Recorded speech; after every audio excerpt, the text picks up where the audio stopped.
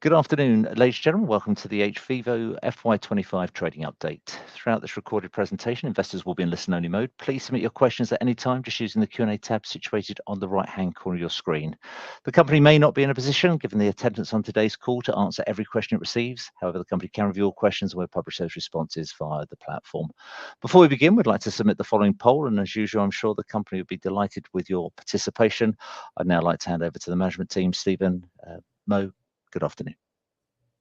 Good afternoon. Thank you for that. Just before we start, thank you very much for taking the time out to listen to this presentation. I'm Yamin Mo Khan. I'm the CEO of HVIVO. I've been here around 4 years, and I have here with me Stephen. Hi, I'm Stephen Pinkerton, and I've been with the company for about 9 years, coming up to 9 years now, CFO for the last 4. Thank you. So this is the trading update for full year 2025, the unaudited trading update. We will provide the full audited results coming up in April of 2026. One of the things we have changed from previous years is that we will try and focus giving more detailed information in our April and September updates rather than in January. As you can imagine, these are very busy times, and it's very difficult to gather all the information in one place for all of you. But this is something we will be going forward with in line with most publicly quoted companies, I believe. So as we go into this, this is the obligatory disclaimer that we have to go through. And what I'll do is I'll basically have Stephen go through the numbers first, then I'll describe some of the key highlights of the company and how we've reorganized ourselves in the new service lines. Talk a little bit about the market and where it stands at the moment, and we'll close by providing you some evidence why we feel the outlook is for return to future growth. So this will be a fairly short presentation, but we will then give the opportunity to all of you to text in your questions. So in the meantime, I'll hand over to Stephen to provide some color into the numbers. Good evening, everyone. Again, just to highlight that these key financial numbers are unaudited financial highlights, and obviously they have to go through due diligence and process. So these represent our expectations as we see the numbers today. Revenue is 46.7 million. This compares to the 47 million that we guided in May 2025. So we are in line with guidance, we would say. Obviously, somewhat lower than 2024, and that has been talked about on the macro changes in the US affecting the HCT trials.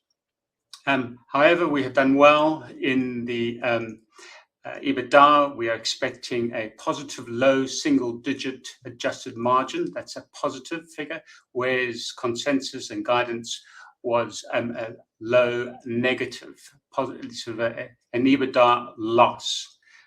So that's an upside in terms of performance of the business. And this is due to 3 factors. One, we did have a strong November, December, where we were delivering high volume of volunteers onto site studies, a phase 2 and a phase 3.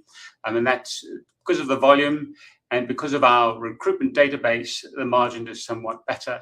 Also, CRS signed a number of contracts in November and December, and that allowed them to recognize some revenue for the work that they have completed.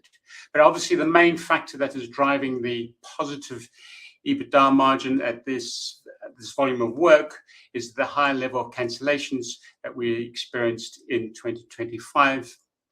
And one has to understand we have these contractual protections in our contracts on HCT contracts, and those cancellation fees do not attract any variable spend. And so those cancellation fees flow straight through the bottom. And we have maintained very strong, managed our costs as tightly as we can in 2025.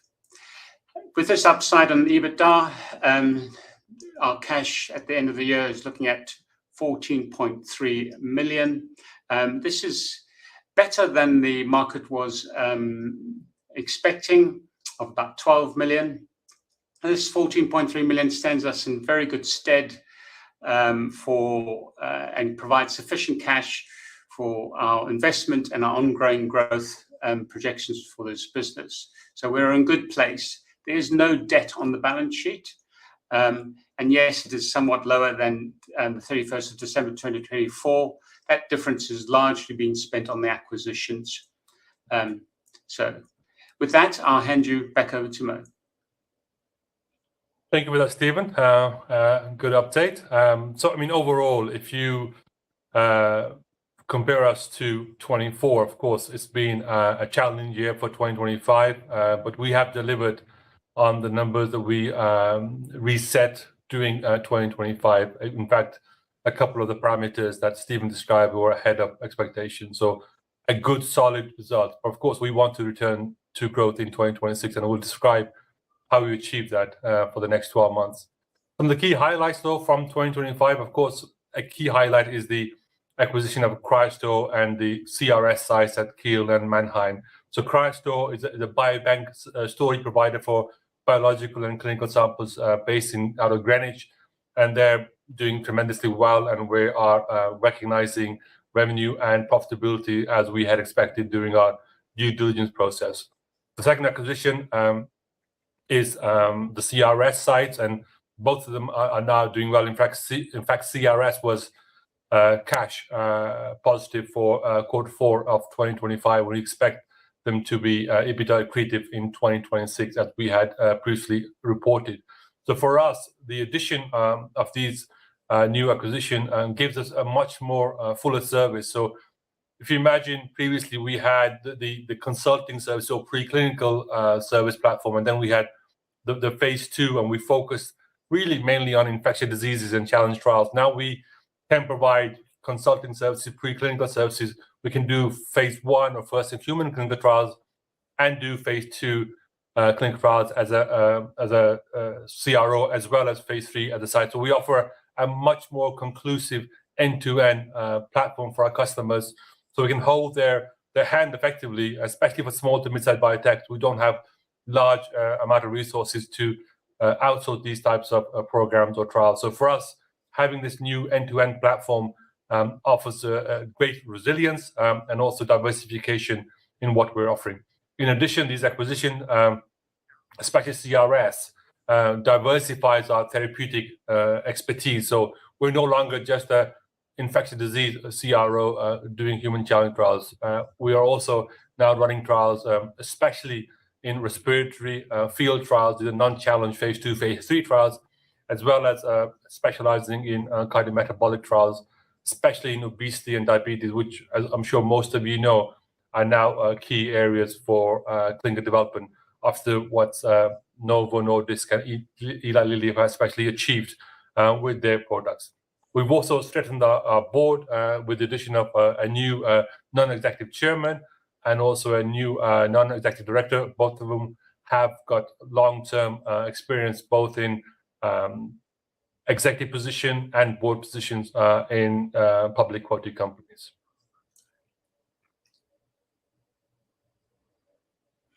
So as I mentioned earlier, we did reorganize ourselves across 4 different service lines because we feel that this is the best way to meet our customers' needs. So firstly, we have the consulting services under the Venn Life Sciences banner mostly, but also some of the other entities within HVIVO providing consulting services. So this is where our consultants, our experts, are helping our customers, both biotech and pharma, in reviewing their preclinical data and PK data, looking at the CMC formulation of their drugs, and also helping them put together dossiers for regulatory bodies and walking them through as to what is required to get into first-in-human clinical trial. And typically, historically, these consultants would recommend third-party phase 1 units, and this is something we have now in-house. So it gives us the capability of giving a more fuller service to our customers. The second line is really clinical trials. So this is non-human challenge trials. So this comes from all the way from first-in-human trials to phase 3 clinical trials. So we do first-in-human phase 1 trials in Germany. On top of that, we can do drug-drug interaction studies, food effect studies, TQT studies, renal and hepatic impairment trials. All these are fairly specialist type of clinical trials that are undertaken by biotechs and pharma during the development of the drugs to make sure it's safe and effective before it is given market authorization. And on top of that, of course, we continue to do phase 2 and phase 3 clinical site services, where we act as a clinical site and recruit patients for our clients on behalf of other CROs. So as one of the examples to this is the fact that we recruited around 817 patient volunteers for the Cidara phase 2 program in 2025. The human challenge trials. So having said that we are diversifying into other indications and other therapeutic areas, it's important not to forget that we are still the world leader in human challenge trials. But the key here is that we no longer solely rely on human challenge trials. So HCT is still full a good proportion of our sales pipeline, but they no longer dominate that. So this is our diversification into non-HCT and also different phases and different therapeutic areas.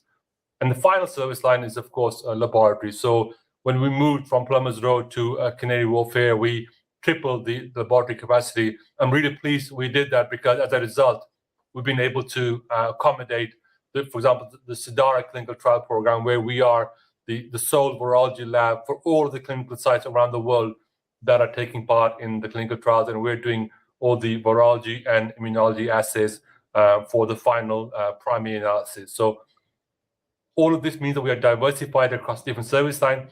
But the key here is, if you look at the bottom half, is that we now can approach our potential customers at any given stage in the clinical development for us to be able to nurture them through the development plan and also provide them with a service. Whereas historically, for example, we would never been able to provide them with a phase 1 service. We can do that. We can take a client from preclinical all the way to end of phase 3. And the different service line can support our customers at different stages in the clinical trial development. And we are already seeing some really good examples of cross-selling between our different companies, especially some of the new companies coming through the acquisitions in 2025. So one of the challenges we faced in 2025, of course, was the macroeconomic situation, especially with regards to vaccines. I'm sure all of you had heard the status of the vaccines, which had been depressed, to say the least, in 2025. In addition to that, the biotech funding was also depressed. But we're now seeing positive signs for both. We've seen more biotech funding, more M&A activity. And we highlight on this chart some of the key therapeutic areas. So the orange bar at the end it shows you the deals done in the different therapeutic areas in 2025. And if you compare that to 2024, the increases we've seen, especially in infectious diseases and cardio-metabolic and respiratory, are significant. And as an example, for us, this $9 billion acquisition of Cidara by Merck is a key milestone for us, considering we were a key provider of a majority of the data in that clinical program. So very pleased for Cidara and for Merck that they have this asset which they can now advance to phase 3 and hopefully to market authorization. On top of that, we've seen increased activity across the other therapeutic areas. But for me, a lot of this M&A activity releases more funding for future programs. And for infectious diseases, if you focus on that, there's been some negative press, especially with regards to mRNA vaccines, which have led to, for example, Moderna, scrapping their late-stage development, and Sanofi also making changes. But overall, for ID, I think there's some good news for the fact that, for example, the Cidara deal, the fact that Pfizer have struck a licensing deal with Novavax to use the technology, and the hiring of Peter Marks, an ex-FDA head for Eli Lilly, to help them develop an ID franchise going forward. So I do believe there is a good future in infectious diseases. But as I said, we're no longer a one-trick pony. We can offer a service in a variety of therapeutic areas, as well as different stages of clinical development. So this is the final slide to give you a little bit color on how we are going to achieve our growth in 2026. So we're saying that we will achieve high single-digit margin increase in 2026 2026. This is driven by HCT and non-HCT opportunities. We have a couple of preferred partnerships signed up at CRS where we are getting good level of repeat business. I've always mentioned that we've had an excellent sales pipeline historically, and that has always been the case. But I've also iterated that a lot of the sales pipeline was not moving. There was a lot of decisions being deferred into the future. But I'm pleased to say that not only we are seeing more decisions being made, so hopefully we'll see more awards and contracts, but also there's a lot more variety in our sales pipeline, not only for HCT and non-HCT, but including laboratory work and field studies that make up our sales pipeline. In addition, full year 25, we made more new proposal submission than we did in 2024. So that again is a good indicator for future growth. We've also looked at our service line and identified key areas where we see growth. So we identified 4 key initiatives that we are implementing in 2026, to make most of the current market. So one, we are really marketing hard on cardio-metabolic diseases. We have Dr. Thomas Force, a key opinion leader in endocrinology, who's helping us work with small, mid, and big pharma to increase the amount of work we're doing in diabetes and obesity, especially. We've also seen good growth in respiratory. On the previous slide, you saw that respiratory has had significant amount of M&A activity in 2025, and that also will result in more clinical trials, hopefully taking place in 2026. Our lab capacity is much more advanced. We've acquired more space at Canary Wharf. We've acquired some new equipment. So we're doing ddPCR, for example, and this is giving us capability, and we will be launching our NGS capability this year. So the outlook for 2026 is that we are very confident that we will see year-on-year growth. Appreciate 2025 was challenging, but we reiterate our guidance for 2026. Thank you for your attention. Mo, Stephen, thank you very much indeed for updating investors. Ladies and gentlemen, please do continue to submit your questions just using the Q&A tab on the right-hand corner of your screen. Mo, Stephen, as you can see, you've had a number of questions from investors. Thank you to everybody for your engagement. Perhaps, Mo, if I hand back to you in your usual fashion and take us through the Q&A. Thank you. Of course. Thank you for all the questions. We're here for you, so I wanted to make sure that you had the time and the chance to ask your questions. And I'm happy to answer all and any questions because it's important for us to give you some confidence that we will achieve growth in 2026. So here we go. We've seen significant trading volume recently despite the share price remaining near 52-week lows. Management showed confidence by purchasing shares personally in December. Does the board feel the current market valuation accurately reflects the value of the order book and new opportunities? If not, why? No, we don't feel it reflects the valuation of the company correctly. But this is the current market we're in.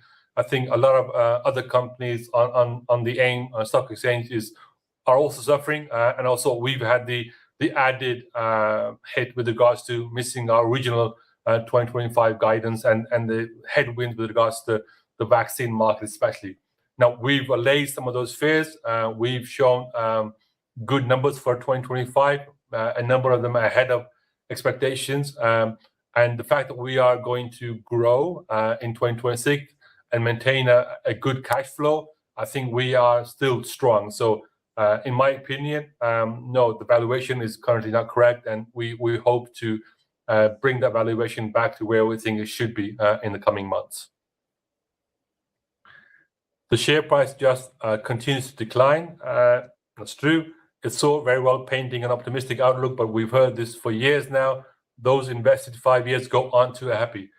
Well, to be honest, we've had 3 continuous years of really good growth, at least since I've been here at the company. 2025 was the first year where we've had a blip, and I hope you agree that the main root cause of that was macroeconomic events that we could not really control. As a company, our strategy, our model remains robust and strong and profitable if the business is there. But unfortunately, for multiple reasons that are outside of our control, we've had to overcome these headwinds. But going forward, as I say, we've de-risked ourselves. We've acquired a company in a timely manner. We have multinational presence now, so that even de-risks us even further. So we are now prepared that if one indication or one therapeutic area is impacted, we have other therapeutic areas and other countries to continue to ensure we meet our guidance numbers for 2026. The past 12 months have been a disaster for the company and the share price, and investors are rightly furious. Why have you found it so difficult to generate any meaningful contracts? I totally understand your anger. The share price has gone the wrong way. I totally understand that. But the contracts have been difficult to sign, as I mentioned, for the reasons I've hopefully highlighted already. But we now feel that the momentum is changing. We have seen movement in our sales pipeline, more opportunities being advanced. I think, and that is the start of the good story. We need to have a good sales pipeline. We need to convert that sales pipeline into awards and contracts, and then do the work to recognize the revenue at a good EBITDA margin. And that's our goal as we move forward. Where are we with the Iliad LOI? So the LOI was already signed as previously announced. We're now waiting for Iliad to finalize their funding round. And following that, we will hopefully sign the full contract and move on. So that continues to be an opportunity in our sales pipeline at the moment. Why are you advertising to hire more permanent nursing staff? So it depends on the timing. So we are still very busy in the clinic. So we are running multiple clinical trials at the moment. So they require resources at different levels and different roles. So on an ongoing basis, of course, we will be recruiting good staff that can help us deliver the contracts that we assigned to date. It's been longer than I can remember since you guys won a HCT contract, over 1 year, I think. This has devastated the share price. What can we expect to see us winning contracts again? So when can we expect to see us winning contracts again and return to the good old days and get the share price back to what it was? So I hope that this year we expect to sign more HCTs sooner rather than later. That is the plan. I'm confident that the fact that we are reiterating our guidance in 2026, which is a high single-digit growth year on year, should give you some level of confidence that we expect to see growth in HCT. But in addition, let's not forget the non-HCT capabilities that we now have across a variety of therapeutic areas and a variety of clinical stages. Scrolling down here. Would it be correct to say that HVIVO hasn't yet recovered from loss of revenue due to contract cancellation in 2025, and the base annual revenue has been reset at a lower level going forward, i.e. we are not going back to 2024 revenue level anytime soon? Stephen, you want to get that? Sure. So we have reiterated our guidance for 2026, and it is a high single-digit growth. Much of that growth is coming through from our acquisitions, and as HCT returns back into the market and the pipeline's looking good, we feel there will be some upside on that, on the in delivering our revenues for 2026. Yeah. Thank you very much. Why are you not getting credit for the breadth and depth of the services you can now offer? Your valuation really seemed to fail to reflect this. I do agree with that comment. I'm sure you can imagine. It is a little bit of a conundrum that we've built a CRO right now with the foundation it has to deliver much more than it could have done even 12 months ago. So across many clinical stages, having the phase 1 capability, renal hepatic impairment, the cardio-metabolic respiratory franchises. So, but we, I think, need to show that we can deliver on those. So I I have a feeling that we are being punished because of the profit warning last year, but also the market sentiment, I think, still needs to change. But our cause has to be, as an executive team, to sign more contracts and do that work, and then hopefully the share price will take care of itself. So when you say you are a debt-free business, if I remember correctly, didn't we buy the German business through debt? Does this mean you have paid off the debt for the purchase of the German business? Stephen? So we are a debt-free business. There's no debt on our balance sheet. We did not use debt to acquire the German business. We used our own cash. It's the main reason why the cash, well, a big reason why the cash dropped from 44 million at the beginning of 2024, at least from the beginning of 2025, and stands at 14.3 million this year, at the end of December this year. Thank you. Is Cathal Friel associated with HVIVO in any capacity? No, he is not. We have a new non-executive chairman, Sean Chilton, who has a long history of executive team experience as well as board membership.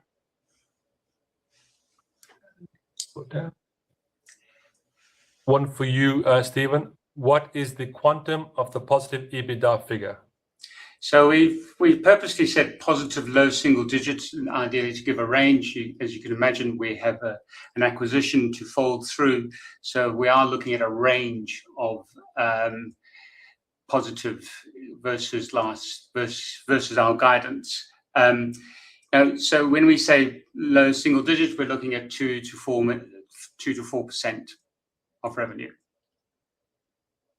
Thank you. Will HCTs come back in favor? From the conversation I've had with potential clients and our sales team are having, yes, I do believe that HCT will come back in favor. But also, just kind of to touch on this again, we're no longer solely reliant on HCTs to ensure we hit our numbers. We have a greater diversification than we've ever had in the company. How would you compare the current pipeline for human challenge trials with that at the end of 2024? I think the key difference between what it was then and what is now is that these opportunities we now are moving forward. We had a strong pipeline in 2024. We now also have a strong pipeline in 2025.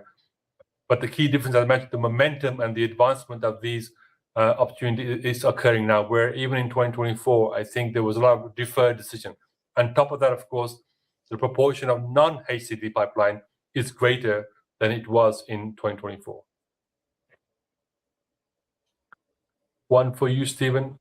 How sustainable is the current cash position without a fundraise? We conservatively estimate that the 14.3 million is more than sufficient to deliver this year's performance and our expected investment program and an organic growth that we're providing on this business. So unless things substantially change, we're not expecting a fundraise. What does success look like in 3 years? So we intentionally have not forecasted to that time term yet. We will do in the future, but the key here is that we want to reduce the volatility. We know human challenge trials are great to have, but they also have a lumpy business in nature because they're huge and they happen sporadically. So our goal really is to grow the non-HCT business, so we have a large, stable, steady growth business underpinning what we're doing with regards to HCT. So this gives us greater predictability going forward, less volatility, and that, of course, is what we are all after. So consistency and good sustainable growth. If you consider that the share price is cheap, then why not proceed with buybacks? If you're right, we will all benefit of the irrationality of the market. Stephen? So we need the 14.3 million to continue investing in this business and driving its growth plans. We think money is better spent on those activities to make sure to drive growth and sustain this business going forward. Great. So another one for you, Stephen. Cash levels are down significantly year on year. Do you expect the current business to generate positive cash flow in 2026? We're seeing certainly some positive cash flow in 2026. There will be at this level of guidance and the high single-digit revenue growth, we will still burn some cash, but not a significant amount, nowhere near to the levels that we have in 2025. But we'll still land up at the end of the year with sufficient amount of cash to continue into 2027 at these levels. HCTs tend to be in excess of 10 million pounds, so one new contract should add significant revenues and will allow us to beat 2026 forecast. Is this correct? So on average, HCTs can range from 5 million to up to 10, 12 million. So you're correct on that.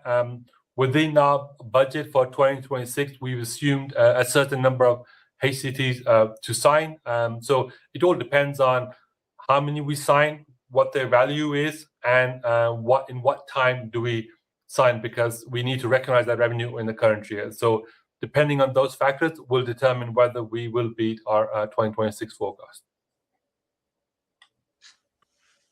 With the new, more diversified business model, what level of sustainable margin do you expect to achieve? So that's a really good question and not very easy to answer, because it depends on the relative mix of the different businesses. So as you know, HCTs are inherently relatively higher margin compared to phase one, for example. So depending on what the different mix is will determine the final margin. But we want to be able to use different service lines in parallel to gain accretive benefits and synergies with regards to getting a higher EBITDA margin at the end of the day. Non-HCT does provide diversification, but does it provide a unique selling point similar to HCT? So not in all cases. So for example, when it comes to phase one, there are many other providers in that, but we have some unique offerings, which brings me out to our final slide, and I'd like to close with that. I think we've done most of the questions. So the key question, I think, is why are we different? So why would clients use us rather than any other vendor when it comes to some of these highly competitive businesses? And what we offer is unique, and there are a few things that I like to highlight and why I feel that we will be successful in the areas we are expanding into. So first of all, we only work with the sites we own. Now, there are not many multinational, multi-site CRO partners, at least in the small, mid-sized bracket like we are, that can offer international capability with sites, multiple sites that they own themselves. This is really important because patient recruitment is the single biggest factor for delays and postponements of clinical trials. And if you own your clinical site, it effectively means you control patient recruitment because you control the quality of the staff, the resource level, your patient recruitment database, and so on. So having that certainty gives clients confidence that we can deliver on our numbers. And that's really key. Having patient recruitment and delivering a quality product is really key. And having that international capability, owning your site, is really key. The second one is we have one of the largest databases of volunteers and patients for clinical trial purposes in Europe, but that's at least what we believe. I don't know of many other companies that have a bigger database than ours. And we do this by running a genetic screening protocol ourselves. And that's something that's also unique. Most companies start screening after they've been awarded a contract and run their trial. We have the advantage that when we sign a contract, because we've been screening patients, especially for the human challenge trials, we are ready to put them into a clinical trial. And this saves time and effort for our customers. So we can deliver higher number of patients in a shorter time frame compared to our competition. And finally, we have some excellent KOLs. I mean, I highlight a couple of them. So Dr. Andrew Catchpole is literally the guru of human challenge trials. He has done more challenge trials than anybody else in the commercial setting. We've done around 80 human challenge trials, which he has overseen, and also developed multiple agents, new challenge models that no one has done.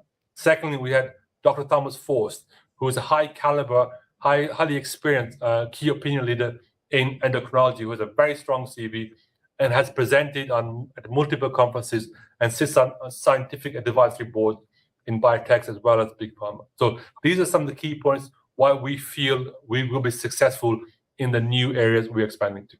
On that, I'd like to thank you all for your time and effort. I really appreciate your focus and your questions. Hopefully, we've been able to answer that in a good manner. But any other questions, you can go to the website and send in through the IR section. But thank you for your time today. That's great. Mo, Stephen, thank you once again for updating investors. Ladies and gentlemen, please don't close this session. We'll now automatically redirect you for your feedback. On behalf of the management team of HVIVO, we'd like to thank you for attending today's presentation, and thanks.